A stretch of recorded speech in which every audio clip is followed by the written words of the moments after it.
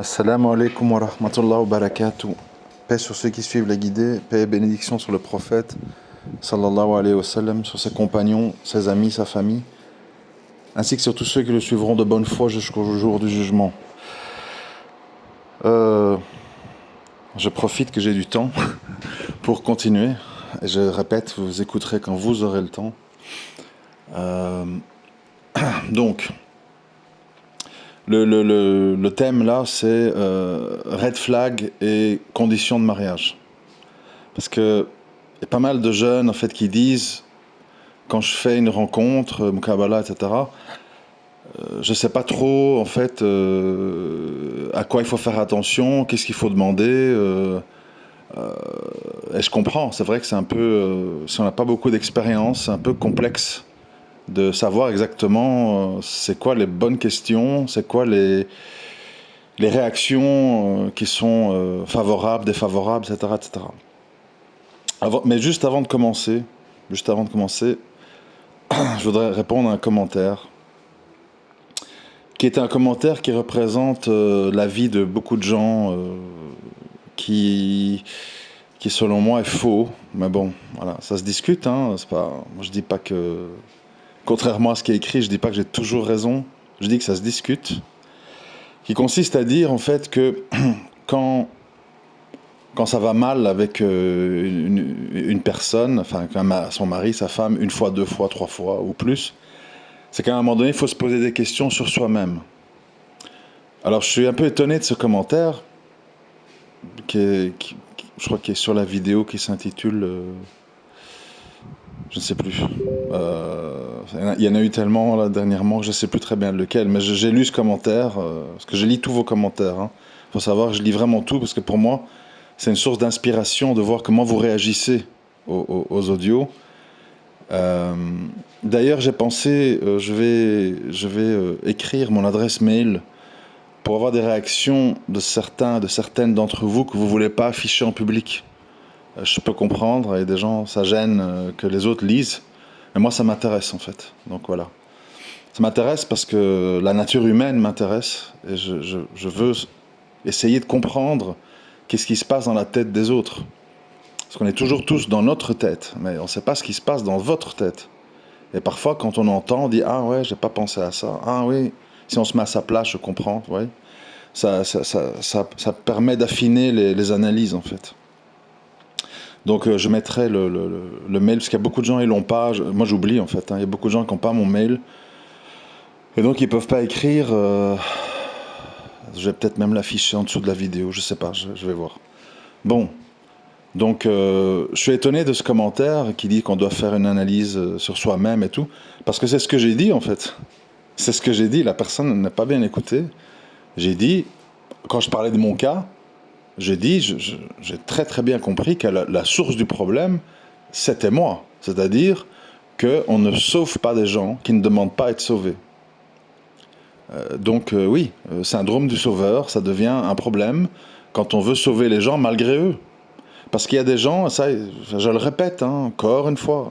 Bon, apparemment, c'est pas encore assez, donc on répète jamais assez, apparemment. Il faut savoir qu'il y a beaucoup de gens. Vous allez penser que leur vie est triste, leur vie est banale, ils vivent dans un quartier pourri, et qu'il faut les sortir de là, tu vois. Mais eux, ces personnes-là, parfois, ils sont très bien comme ça. Non, non, l'arrêt du RER est pas loin. J'ai des connaissances, je connais le responsable du snack. Oui, bon, il y a des voyous, mais à moi, ils me font rien parce qu'ils savent que je suis sunna, ils respectent, ou j'ai le voile, on m'importune. Vous voyez, vous allez vous projeter en disant, si moi, je dois vivre là, dans ces conditions-là, je serais triste.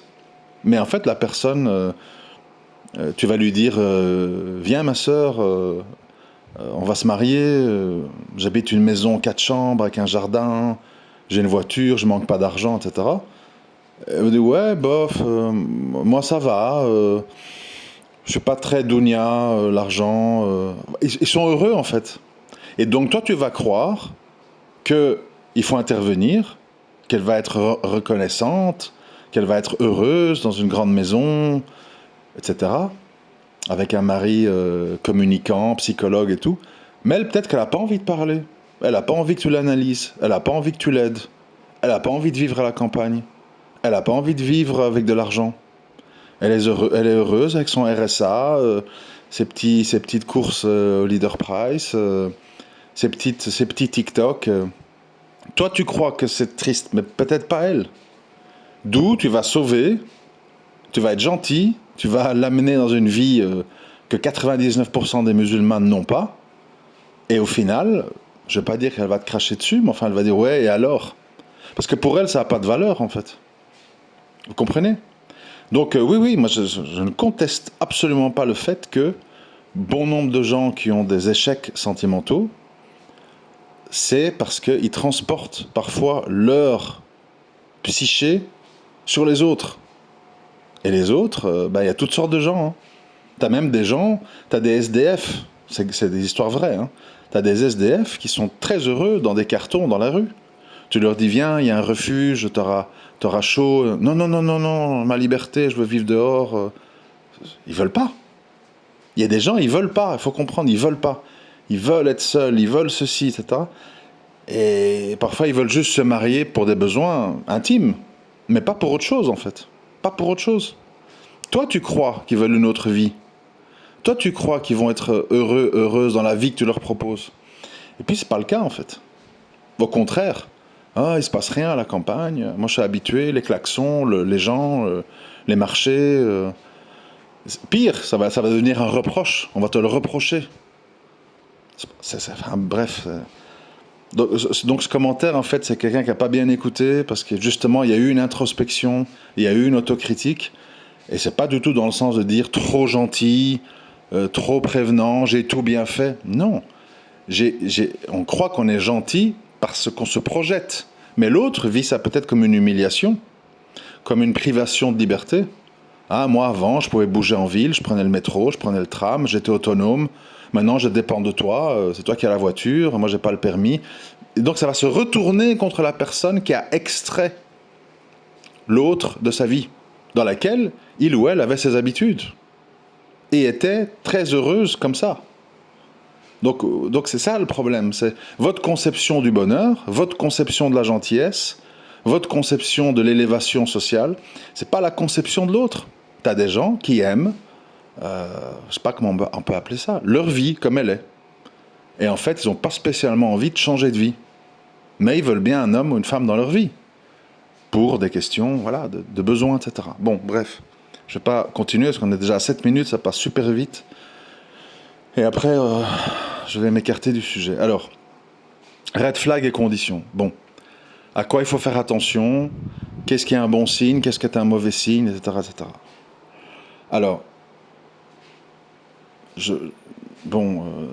comme je l'ai souvent dit, dans un Muqabala, tu vas pas apprendre grand-chose. En général, les gens se montrent sous leur meilleur jour, bien apprêtés, tout le monde est très pratiquant, très sain, très gentil, très poli, parle doucement.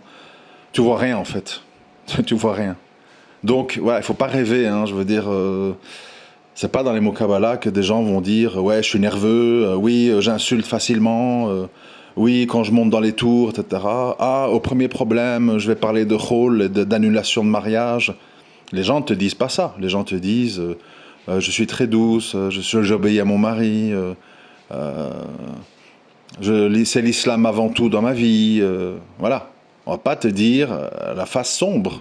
Ça, tu le découvriras sur le terrain. Ça me paraît évident. Hein, je veux dire, à un moment donné, si vous connaissez des gens qui, dans des rencontres de mariage, disent ouais, moi je suis très porté sur les femmes, je parle à 10 femmes en même temps.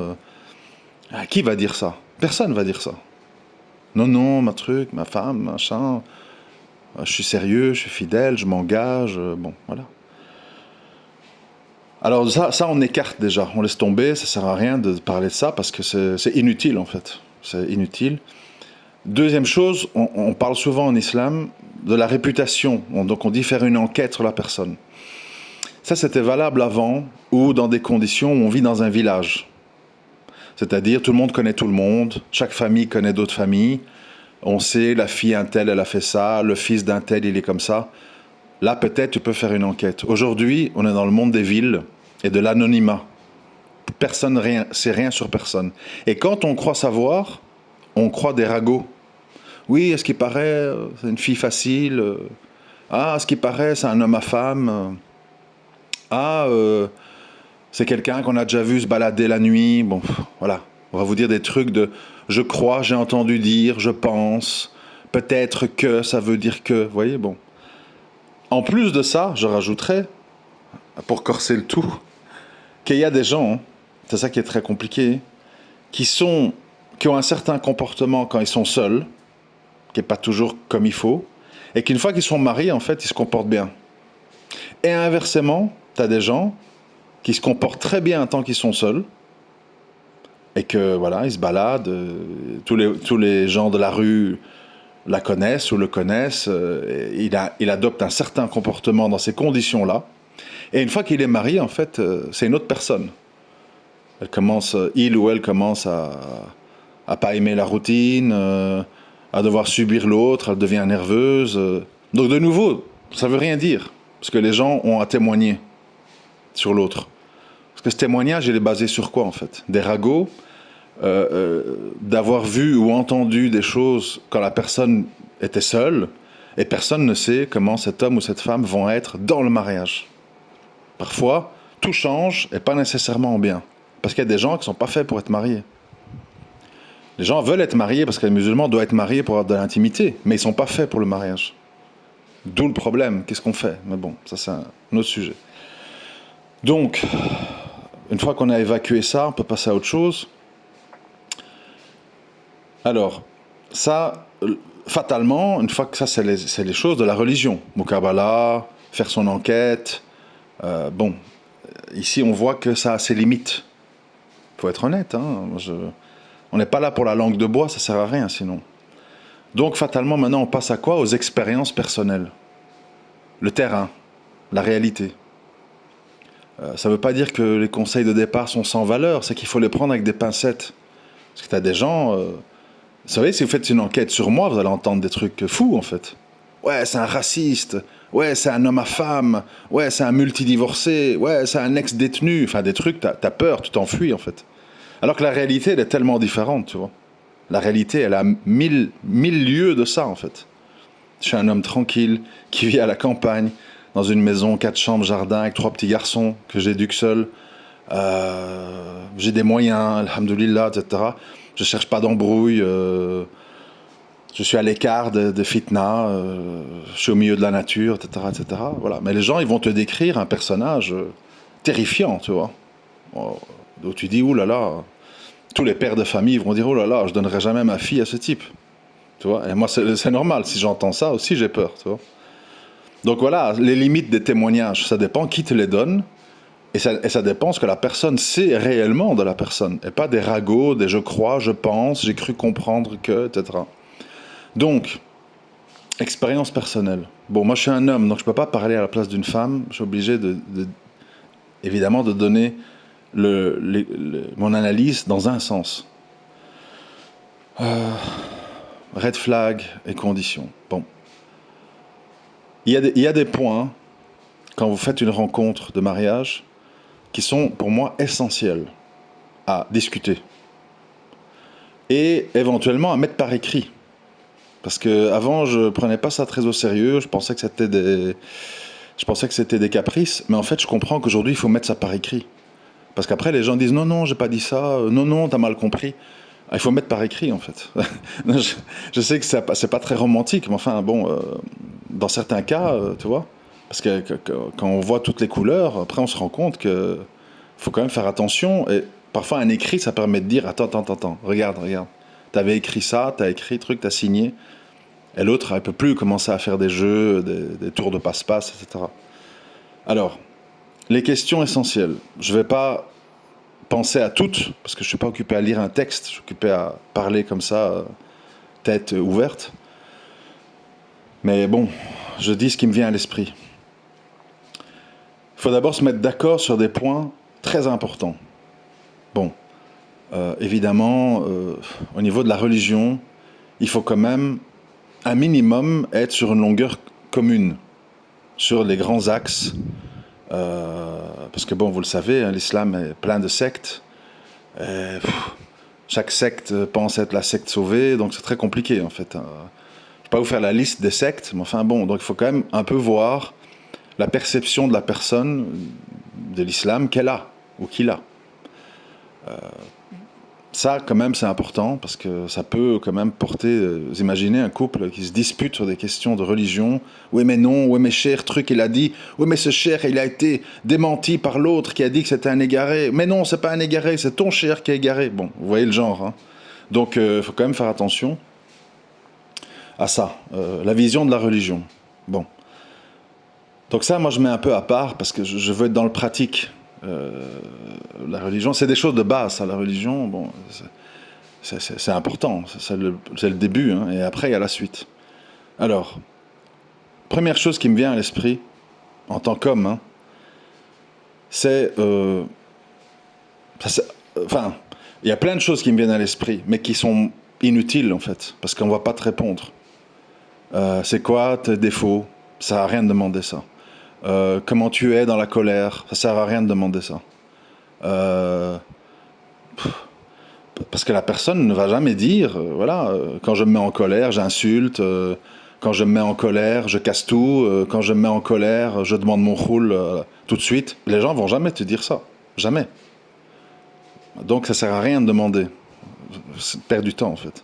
Tu vas pousser l'autre à mentir en plus, bon.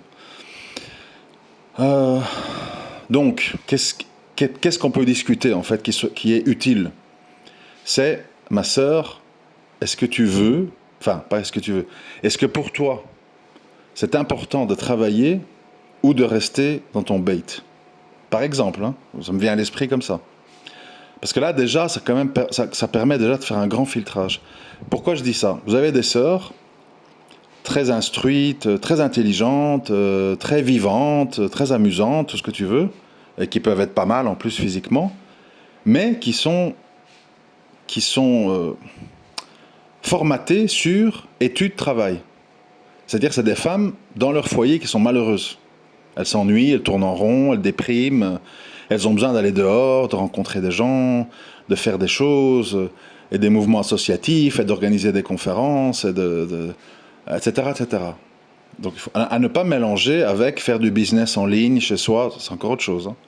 Donc c'est quand même important, parce que si un homme, il veut pas que sa femme soit dans les rues, et qu'elle délaisse son foyer, ben il doit quand même bien savoir où il met les pieds.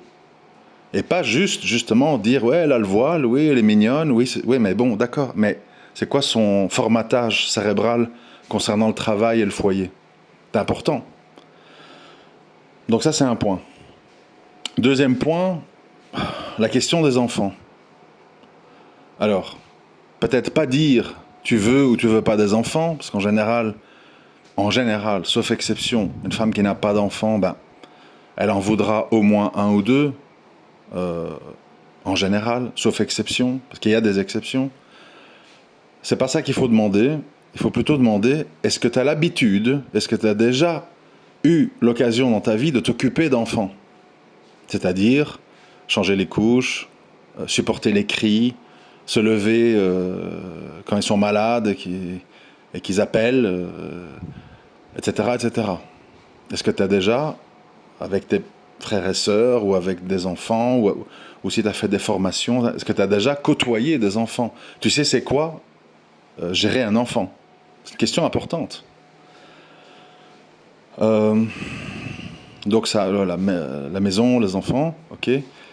Ensuite, j'essaie de réfléchir à ce qui vaut la peine de demander. Parce qu'évidemment, il y a plein de choses à demander, mais comme je vous l'ai dit tout à l'heure, vous n'allez pas avoir des réponses intéressantes. Donc bon, vous pouvez demander, mais voilà, les réponses souvent sont préfaites. Alors, je prends une autre question, que souvent ça revient, parce que bon, les hommes sont un peu naïfs, hein, malheureusement, quand ils disent que penses-tu de la polygamie? Bon. Alors là, il faut savoir une chose, c'est une question ultra piège. Pourquoi? Parce que soit elle dit, parce qu'elle est franche, comme 90% des femmes, ah oui, je conteste pas que c'est dans le Coran, je comprends, à l'époque, il y avait beaucoup de veuves, des moudjahids qui mouraient de combat, etc. Mais bon, moi, de nos jours, honnêtement, je pourrais pas. C'est trop. Qu'Allah me préserve de vivre ça. Un truc du genre. Elle va vous répondre ça, en fait. Plus ou moins. Hein. Parce qu'évidemment, les nefs sont gonflés à bloc. Donc les gens, en fait, ils pensent qu'ils sont mieux qu'Aïcha, etc. Et que donc, elles ne doivent pas vivre ça, en fait. C'est pour les femmes de l'époque, c'est pour les pieuses, et moi je suis pieuse, mais pas trop, et surtout pas là-dedans, etc. Bon, on va en général vous répondre ça. Ou alors, et alors là c'est dangereux, et alors c'est dangereux, oui, oui, vas-y, pas de problème, qui suis-je pour interdire ce qu'Allah a permis, pas de souci mon frère. Alors là, red flag, je vous le dis tout de suite, hein. Red flag, parce que bon, les autres, d'accord, elles ont peur, etc. Mais bon, peut-être qu'elles vont se renforcer dans leur foi, qu'elles vont évoluer, bon. Mais au moins, elles sont honnêtes, tu vois, elles sont saines. C'est-à-dire, voilà, même Aïcha était jalouse, hein. Donc, c'est pas une réponse anormale que de dire ça. Mais alors, les frères sont tout éblouis, en fait, quand ils voient une femme. Oui, oui, vas-y, pas de problème. Moi, j'interdis pas ce qu'elle a permis, etc. Alors, les frères, ah, machallah, j'ai trouvé une femme pieuse, elle me permet la polygamie. Bon. Moi, je dis red flag, pourquoi? Parce qu'en général, une femme qui est comme ça, ouverte à la polygamie, sans une ombre de jalousie ou de retenue, ça cache quelque chose de pas bien, en fait. C'est mon expérience, hein, après, faites ce que vous voulez. Euh, Ça cache quoi, en fait? Ça cache soit quelqu'un qui ne s'attache pas sentimentalement à son mari et qui donc peut le partager facilement. Revers de la médaille, c'est une femme qui va pas beaucoup vous aimer, qui va être avec vous surtout pour le statut social et pour l'argent, mais qui en fait n'est pas attachée à vous. Bon, après chacun de voir. Moi je suis pas trop fan, mais enfin peut-être certains ils aiment bien ça. Ou c'est quelqu'un, je sais que c'est un peu dur à entendre, mais enfin bon, voilà, c'est comme ça parce que j'en ai connu. Hein, donc, ou c'est quelqu'un en fait qui est dans comment on appelle ça, poliment, qui est dans un espèce de lesbianisme refoulé et qui se marie par convention sociale parce que sa famille lui met la pression, tu te maries quand, tu te maries quand, mais qui en fait, elle n'est pas trop, sur les hommes, mais plutôt sur les femmes. Et donc, elle se dit, oui, super, s'il va ailleurs, ça me permet de ne pas l'avoir tous les soirs dans mon lit, la bonne affaire, tu vois. Je sais que ça choque, hein, mais bon, la vie est très choquante, je suis désolé de vous le dire, voilà. Donc pour plein de raisons, c'est un red flag pour moi. J'ai bien dit, quelqu'un qui dit comme ça, pas de problème, vas-y, ah ben oui, moi j'interdis pas ce qu'elle a permis. Pour moi, et beaucoup d'hommes pensent que c'est un bon signe, et en fait c'est un mauvais signe. Donc c'est un piège, très dangereux. La première réponse est la plus courante de toute façon, quand la sœur est honnête. Donc bon, après de là, il y a le qadar. Hein, et puis la polygamie, c'est pas une obligation, pas oublier. Hein, c'est une permission dans certaines conditions. Voilà, bon. Enfin, moi, ma position personnelle, elle n'est pas très importante parce que ce n'est que moi. Hein. Moi, en fait, je suis plutôt monogame et je suis plutôt à rechercher une femme aimante et, et apaisante qui va pas et pas que je doive me disperser, courir à gauche à droite, gérer des caprices, de jalousie, dépenser de l'argent à tout va. Voilà, après, des gens, ils aiment bien ça. Moi, pas trop, mais bon, après, je ne veux pas dire que c'est une interdiction. C'est à chacun de voir ce qui est important pour lui. Hein. Voilà, donc, bon. Donc, red flag, j'ai dit. Suivant, red flag. Les femmes qui ont des relations trop fusionnelles avec leur famille, souvent c'est leur mère. Ça, c'est quand même dangereux. Quand vous voyez, en fait, je ne sais pas comment on peut questionner pour savoir ça, mais enfin... Il faut savoir qu'il y a des sœurs qui sont tout le temps avec leur sœur et leur mère au téléphone. Tout le temps, tous les soirs. Ils racontent tout, on a mangé ci, on a fait ça, machin. Et lui, il m'a dit ci, il m'a dit ça. J'ai une dispute avec mon mari. Là. Alors la mère, bon, si elle est pieuse, peut-être qu'elle va donner des bons conseils. Ça, c'est bien. Problème, si c'est une femme des coutumes, ou si c'est une femme de l'ignorance, Jahiliya, etc., ça risque de virer en des trucs sournois avec de la sorcellerie, des conseils de grand-mère. Et c'est pas la joie en fait. C'est-à-dire que vous avez une intruse dans votre couple, qui est la grande sœur ou la mère, qui donne peut-être rarement des bons conseils et souvent des mauvais conseils. Donc il faut savoir si vous voulez vivre ça. Une mère intrusive. Donc moi j'ai pas dit rompre les liens de sang, parce que j'ai pas envie de me justifier à chaque fois, c'est fatigant. Hein. Je dis une mère intrusive, c'est-à-dire ou il y a ça chez les hommes aussi, hein, sont tout le temps fourrés chez leur mère, ils mangent chez leur mère, ils comparent leur femme à leur mère, ils disent tout à leur mère, bon, voilà. Pour moi, c'est des red flags, hein, je dis la vérité. Ça veut dire que vous n'êtes pas le gouvernail du couple, ça devient une personne extérieure qui va influencer votre femme et lui dire quoi faire. Souvent, plus en mal qu'en bien. Bon, donc red flag. On ne sera pas tous d'accord, c'est mon avis, c'est mes audios, donc je dis encore ce que j'ai envie. Parce qu'il y a des gens aussi, ils t'interdisent, tu ne peux pas dire ça. Hein? Ben oui, je dis ça. Parce que moi, c'est comme ça que je le vois. Donc, je défends mon point de vue, c'est normal. Donc, red flag. Ensuite, la relation avec l'argent, quand même. Relation avec l'argent, là, je pense qu'il faut privilégier une femme qui est dans le juste milieu. Je m'explique. Si tu as une femme qui est tout le temps fourrée, du matin au soir, chez Zara, chez Ikea, et machin, et commande en ligne, et des colis, et des maquillages, et ceci, et cela, et qui te met la pression, toutes mes copines ont fait la Umrah, le Hajj, et on doit le faire aussi, c'est pour Allah, allez, sors l'argent. Bon, il y a des mentalités comme ça. Hein. De nouveau, c'est du vécu, donc je sais de quoi je parle. Bon, c'est pas souhaitable de vivre avec quelqu'un qui claque l'argent et qui va vous mettre dans une situation de stress. Parce qu'après tu vois, moi c'est déjà arrivé, hein. Tu vas au magasin, tu passes la carte. Ah monsieur, c'est rejeté. Comment rejeté? Il y avait 400 €, machin. Ah ben je sais pas monsieur, truc. Tu vas voir dans ton application, tu vois, moins 150, moins 70, moins 80, pour toutes des conneries, et tu savais même pas. Et tu sais plus payer les courses. Bon, donc, il y a des gens, il y a des femmes qui sont des dépensières compulsives. C'est-à-dire qu'elles apaisent leur frustration là-dedans, en fait. Elles commandent tout et n'importe quoi.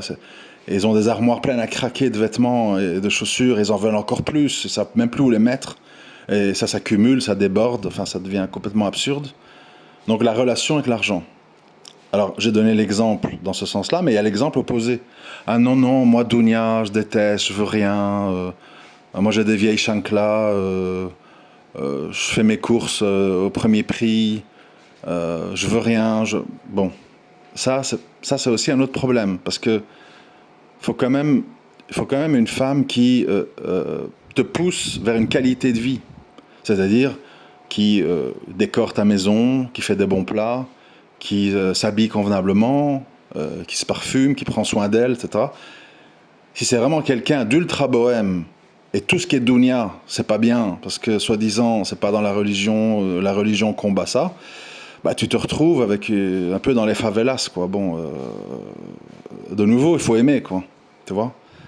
Alors, voilà. Ni l'ultra dépensière psychotique, ni la fille complètement dans l'aversion envers l'argent, qui à la limite tu vas t'acheter un truc, mon frère, tu gaspilles, donne tout en sadaka, on mangera des pâtes tout le mois. Enfin, après, de nouveau, peut-être c'est votre truc, tu vois. Moi, chacun ses goûts. Hein. Je dis pas bien, pas bien. Je dis pour moi, c'est moi qui fais l'audio. Pour moi, c'est red flag. C'est préférable à une femme équilibrée. Voilà, j'achète mes trucs, j'ai un budget mensuel pour mes produits de beauté, mes décorations. Mais voilà, je suis dans des dépenses sensées. S'il n'y a pas ce mois-là, ben j'attends le mois suivant. Vous voyez, un peu ce genre-là. Ça, c'est bien. Voilà, c'est mieux. Donc, si vous oubliez, après vous rebobinez, vous écoutez, parce que je ne vais pas répéter toutes les conditions et tous les red flags à chaque fois, sinon je vais m'y perdre. Suivant. La sexualité. Quand même, on est occupé à parler d'un mariage. Donc on n'est pas occupé à parler d'une association ou de copains. On va être amené à devoir coucher parce qu'on va devoir amener à faire des enfants. Et même s'il n'y a pas d'enfants, à avoir un apaisement là-dedans. Et c'est un sujet où il faut jouer carte sur table, tu vois. Parce que sinon, après, t'as menti, et la personne, elle découvre des trucs, et c'est la catastrophe. Donc, et je sais que c'est très difficile, de nouveau, c'est très difficile d'avoir une réponse honnête. Mais il faut essayer d'être honnête parce qu'on implique un autre être humain et on implique peut-être des enfants. Et donc si on est malhonnête, après la facture elle est salée, quoi. Donc il faut dire, voilà, moi je suis quelqu'un qui n'a pas trop de besoins. Je vois le sexe comme ça, comme ça, comme ça.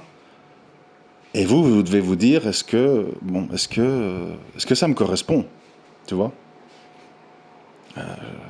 Par exemple, bon, là c'est un peu dans les deux sens que j'ai des témoignages, donc je peux un peu parler aussi du côté femme-homme et homme-femme.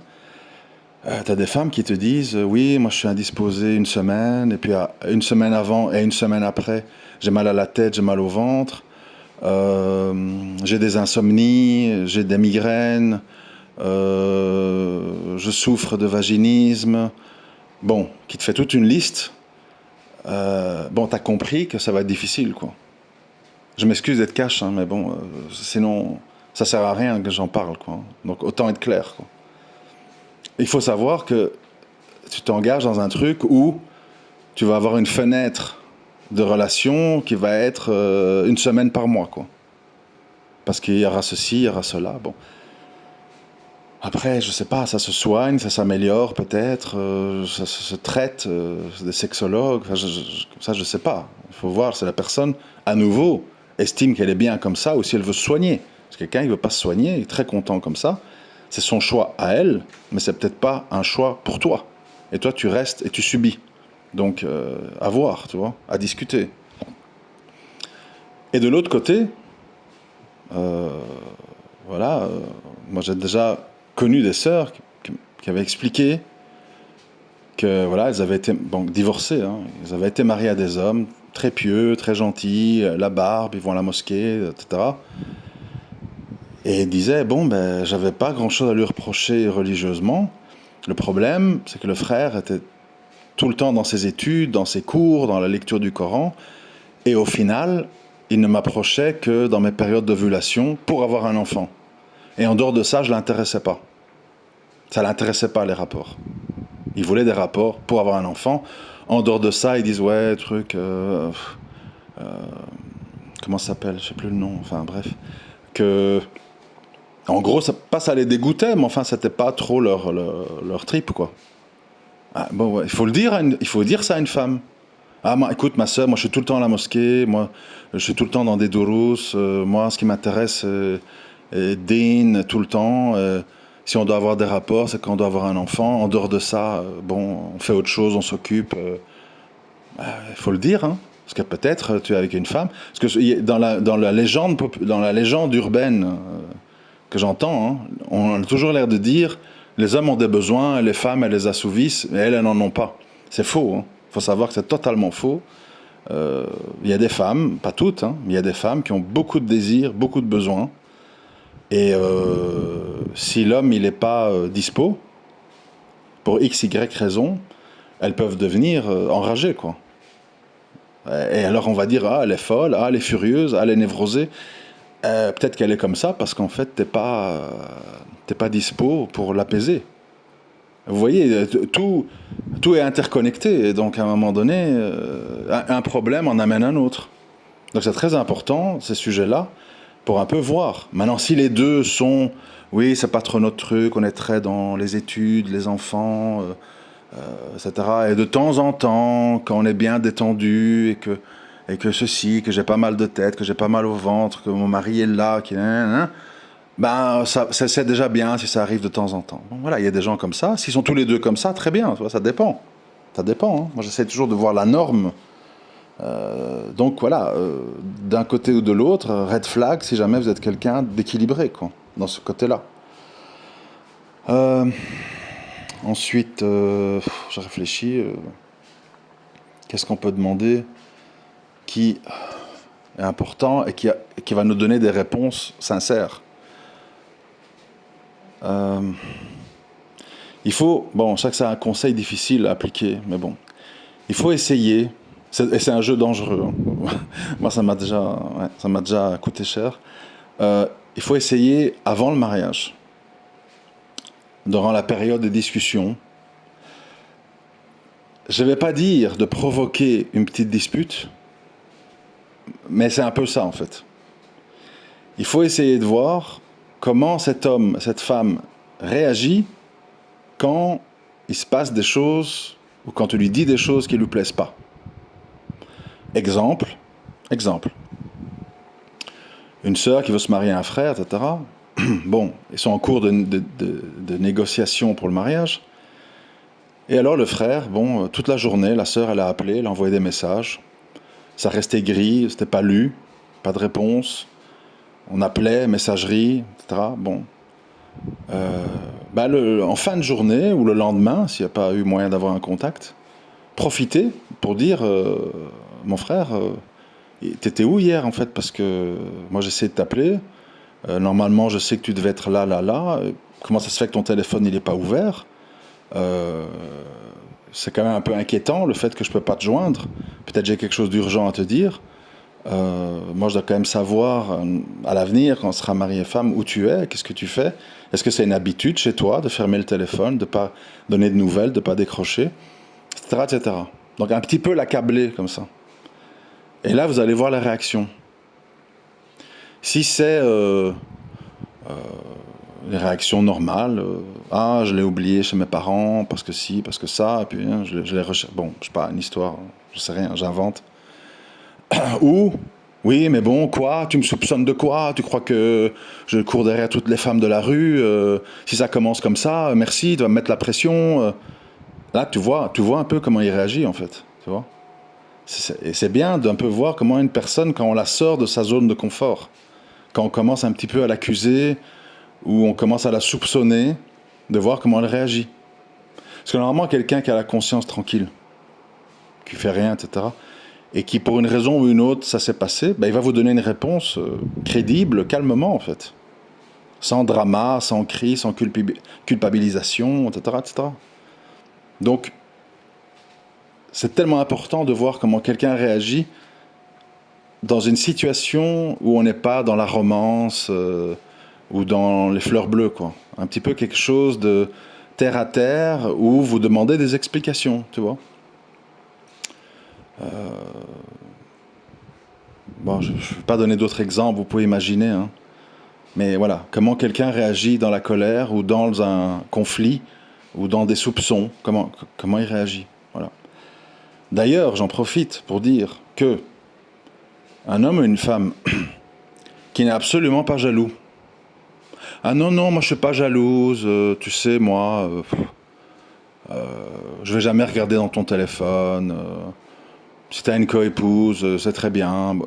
Je vous ai dit, c'est red flag, quoi. Ça veut dire, ça cache quelque chose. C'est pas normal. C'est pas normal. Faut savoir que c'est pas normal. Ça peut pas cacher quelque chose de sain.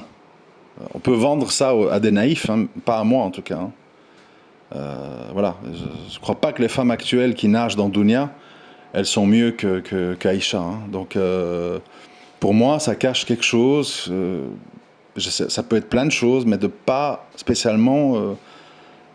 Les hommes, même chose. Si t'es un homme, il y en a, hein, de nouveau. Des hommes qui disent ouais, moi je voudrais que ma femme travaille, on doit mettre de l'argent de côté, s'il faut, enlève ton hijab. Tu dis attends, c'est qui ce type en fait? Il veut m'envoyer au milieu des loups dévoilés pour du fric. À la limite, deviens un braqueur, mon gars, si ça t'as pas assez d'argent. T'envoies pas ta femme à moitié nue au milieu des gens. Et t'as des hommes, il y en a plein, hein. Oui, comme ça, on aura un acompte pour acheter un pavillon. Ma mère, elle a dit qu'il faut... red flag. Red flag. T'arrêtes tout de suite. Donc, ouais, c'est terrible, mais c'est la réalité du terrain, tout ce que je dis. Hein. Rien n'est inventé. Hein. Rien n'est inventé. Et de nouveau, si c'est une musulmane, bon, c'est pas à moi de juger, hein, moi, on connaît mes opinions, mais qui a envie de travailler et qui donne pas d'importance au hijab, ils vont être d'accord. Hein. Il va l'envoyer travailler sans hijab, elle va ramener de l'argent, tout le monde va être content. C'est à chacun de voir. Moi, je parle évidemment d'un point de vue islamique selon ma vision des choses. Mais tu as plein de gens, voilà, ça leur pose pas de problème. Hein. Donc, c'est pour ça que tous les goûts sont dans la nature. Ça dépend. Il faut bien choisir. Donc, alors oui, je me rappelle d'un truc important. Un grand conseil que je peux quand même vous donner, c'est que quand on veut se marier, il faut se méfier comme de la peste de la recherche de dopamine et d'émotions fortes. Je m'explique. Un homme comme ça, il a un peu le syndrome de vouloir être un héros, d'être bombardé d'amour, de cœur, je tiens à toi, machin. Voilà, on se sent important. Donc l'ego, il est un peu provoqué, stimulé. Et on aime bien ça, ça donne une émotion. Tu vois.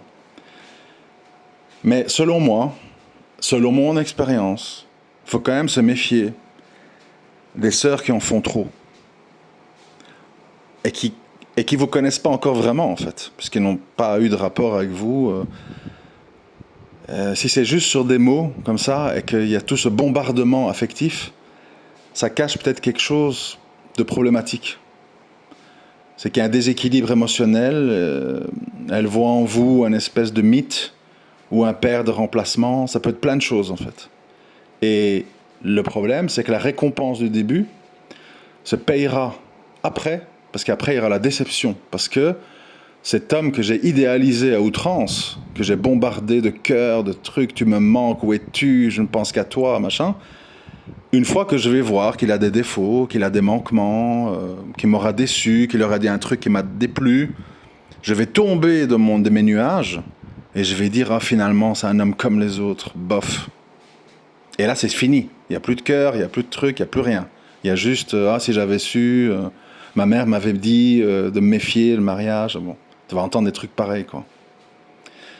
Il vaut mieux aller vers une sœur qui a un raisonnement un peu équilibré, à nouveau, hein, qui consiste à dire, par exemple, mon frère, honnêtement, tu me plais physiquement, je ne vais pas le cacher, tu me plais.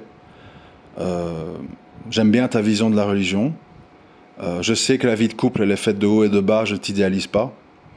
Je sais que parfois je vais te décevoir, parfois tu vas me décevoir. Mais par la grâce d'Allah, on va surmonter ça, on va s'entraider, etc. Ça, c'est bien, tu vois. Ça, c'est bien. Donc en fait, il faut quelqu'un de posé, il faut quelqu'un de sensé. Je disais encore ce matin à un frère, je dis, moi je suis arrivé à un point, personnellement, hein, ça c'est moi. Moi je suis arrivé à un point où je dis, j'aimerais rencontrer quelqu'un de normal. Je dis plus jeune, pas jeune, africaine, turque, tchétchène. Je dis plus tout ça, moi. Tout est égal en fait.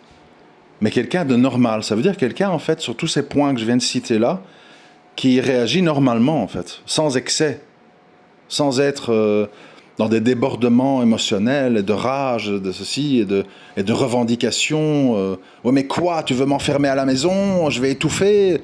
Red flag, sors le drapeau rouge, truc, prends ta voiture, tu pars. Immediately, sans discussion. Et de nos jours, trouver quelqu'un de juste normal, parce que je sais que les jeunes, ils mettent la barre très haut. Et elle doit être jeune, et elle doit jamais avoir été mariée, et elle doit être vierge, et elle doit ceci, et elle doit cela. C'est parce que vous n'êtes pas dans la réalité.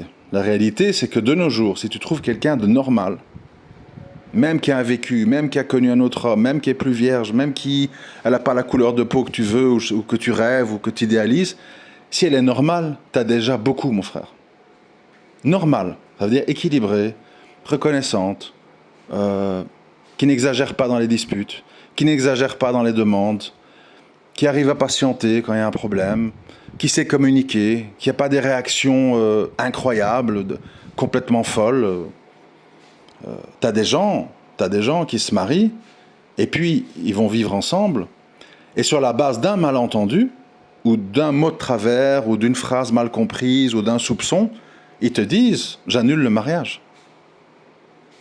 C'est la réalité, c'est le monde. Donc, et des fois tu t'attends pas. Donc, voilà, c'est ça qu'il faut chercher, des gens équilibrés, et qui vous tiennent des raisonnements équilibrés. Et je vous dis, il y a des gens, ils jouent des rôles.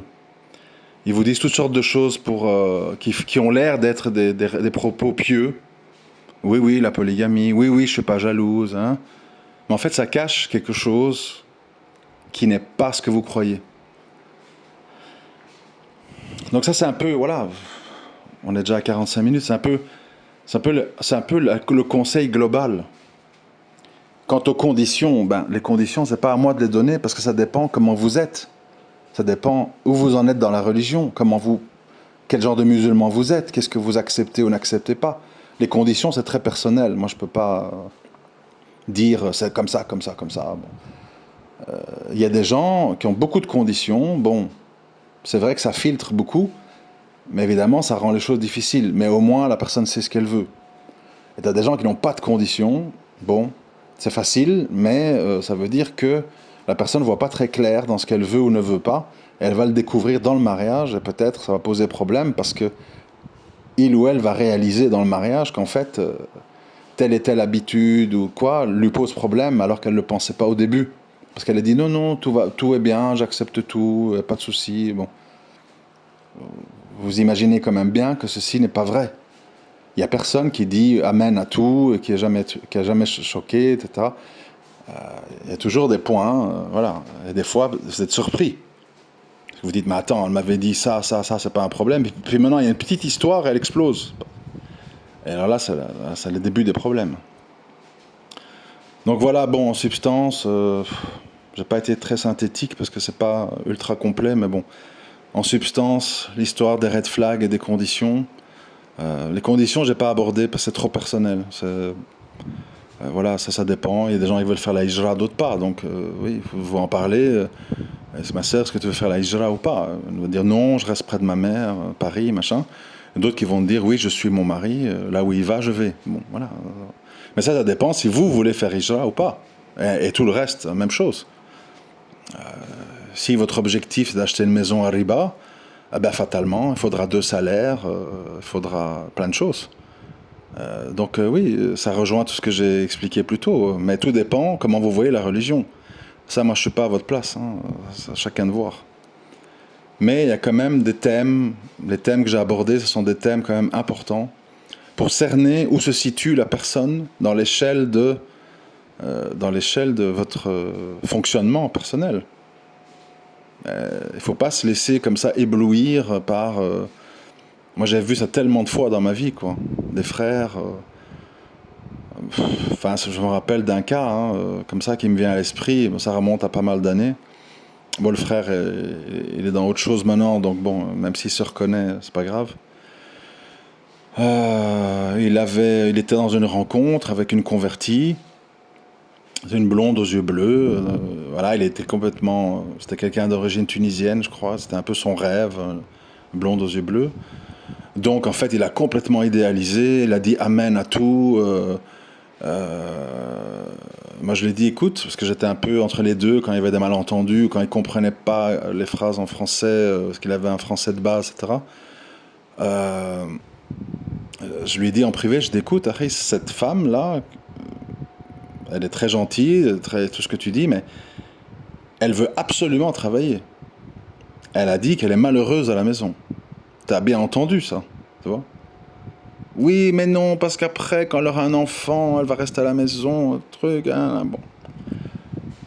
Ils ont eu un enfant, et puis malheureusement, c'était le fiasco à cause du travail. À cause du travail. Parce que lui pensait, dans son esprit tunisien, que si elle a un enfant, après elle voudra rester à la maison, parce qu'il faut s'occuper de l'enfant, et qu'elle va développer le côté maternel, etc. Elle avait prévenu. Ah, j'ai pas fait des études pour rien, machin, elle avait dit.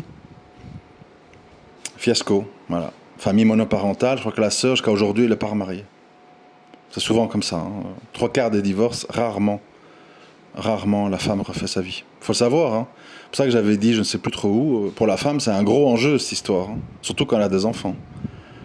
Parce qu'elle doit bien savoir où elle met les pieds, parce qu'après, c'est très compliqué. Je dis pas que c'est bien, je dis que c'est la réalité du terrain. Voilà.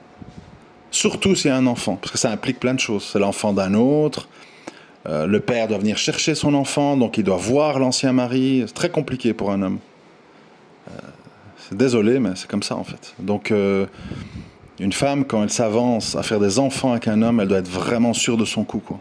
Elle doit vraiment se dire, il n'y a pas de gros red flag. Il a des défauts comme tout le monde, mais c'est des défauts acceptables. Si c'est pas le cas et qu'elle se lance là-dedans à la légère, malheureusement, la facture, elle est très lourde à la fin.